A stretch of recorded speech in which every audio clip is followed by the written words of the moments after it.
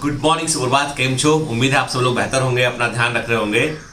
ईश्वर से प्रार्थना करता हूं कि ये जो पर्व है, होली का पर्व है, आपके जीवन में कई सारे रंग भर दे और आपको सफलता का स्वाद चखा दे और आपको जो है वो जीवन में जो है वो इस लायक बनाए कि आपके कहीं पहुंचने पर जो है लोगों को कई तरह के रंगों का एहसास हो, लोगों को लगे कि खुशियां आ गई हैं। मतलब देखो, ऐसा होता है कि एक आदमी की पर्सनालिटी का बड़ा फर्क पड़ता है। यदि आप पॉजिटिव पर्सनालिटी बनते हैं, आप यदि जो है खुशनुमा व्यक्ति बनते हैं, तो आपकी कहीं महफिल में पहुंचने से लोग जो है वो खुश आते हैं। वैसे व्यक्ति बनिए, वैसे व्यक्ति मत बनिए जिसके कहीं पहुंचने से लोग बाग जो है वो इधर उधर देखने लगे, लोगों को लगे कि अब आएगा ये और फालतू बात करेगा, या आएगा ये और डिप्रेसिंग थॉट्स जो है वो अपने बतलाएगा। क्योंकि किसी को भी डिप्रेसिंग बातें सुनना और आपके दुख को सुनने में, डिप्रेसिंग बातों को सुनने में, नेगेटिव थॉट को सुनने में किसी को इंटरेस्ट नहीं है।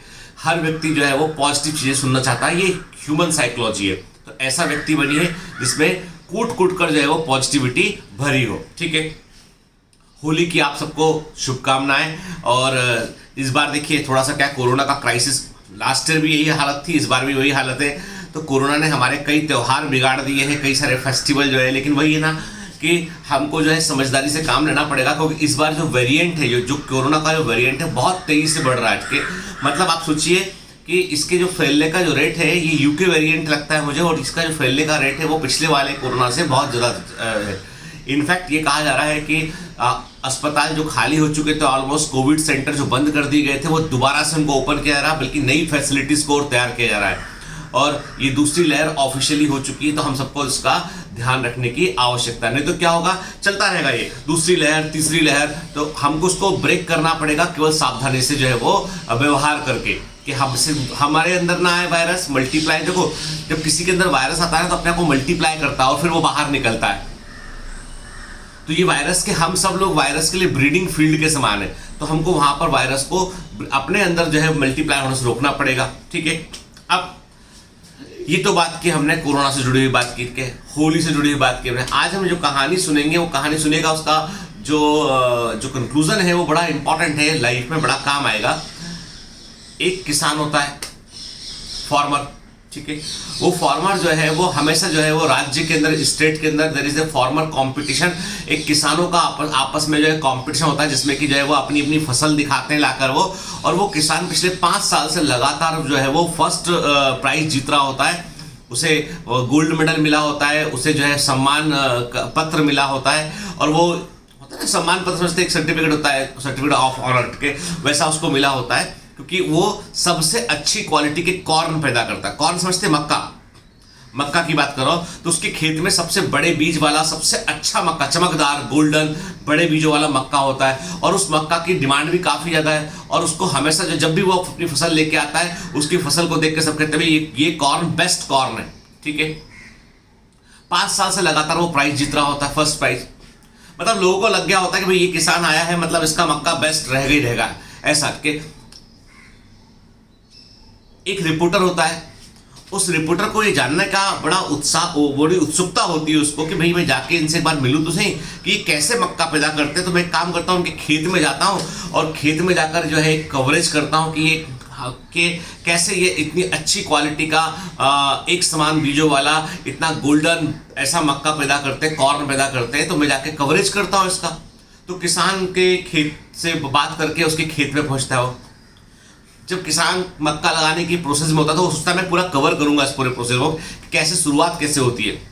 जब वो मक्का की खेती का समय आता है, किसान मक्का लगाने को होता है, तो सबसे पहले क्या करता है वो, अपने आसपास के जितने खेत होते हैं, उसके आसपास 3 या 4 खेत होते हैं। भाई कोई खेत होता है तो उसके लेफ्ट में भी खेत होगा, राइट में भी खेत होगा, पीछे भी खेत हो सकता है, राइट में भी पॉसिबिलिटी के।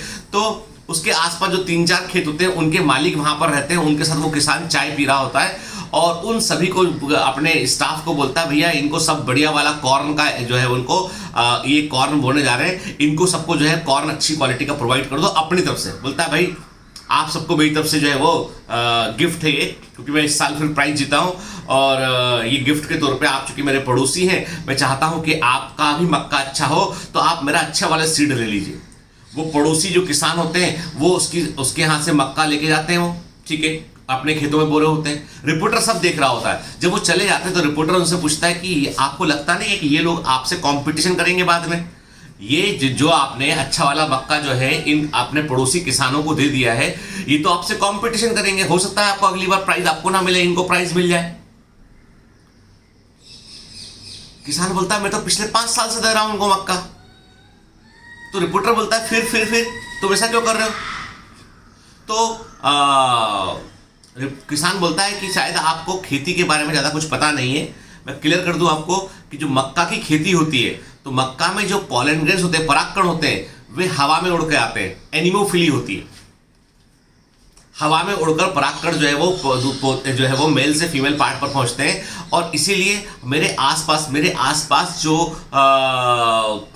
पड़ोसी हैं, यदि उनके खेतों में बहुत अच्छी क्वालिटी का मक्का लगा होगा, तो उनके पॉलन ग्रेन मेरे खेत में आएंगे और मेरे खेत में कोई भी संक्रमण का खतरा नहीं रहेगा। क्योंकि गलत पॉलन ग्रेन आ गया, लोअर क्वालिटी का आ गया, तो मेरे को अपनी क्वालिटी मेंटेन करने के लिए अपने पड़ोसियों की क्वालिटी को मेंटेन करना पड़ता है। मेरे को अपने खेत की क्वालिटी मेंटेन करने के लिए पड़ोसियों की खेत की क्वालिटी को मेंटेन करना पड़ता है, क्योंकि वहां का मक्का का पॉलन ग्रेन मेरे खेत में आ सकता है। इसलिए मैं पड़ोसियों की मदद करता हूं, क्योंकि मुझे सर्वश्रेष्ठ फसल चाहिए। और वो सर्वश्रेष्ठ फसल जो है केवल तभी पॉसिबल है जब मेरे पड़ोसी सर्वश्रेष्ठ हो।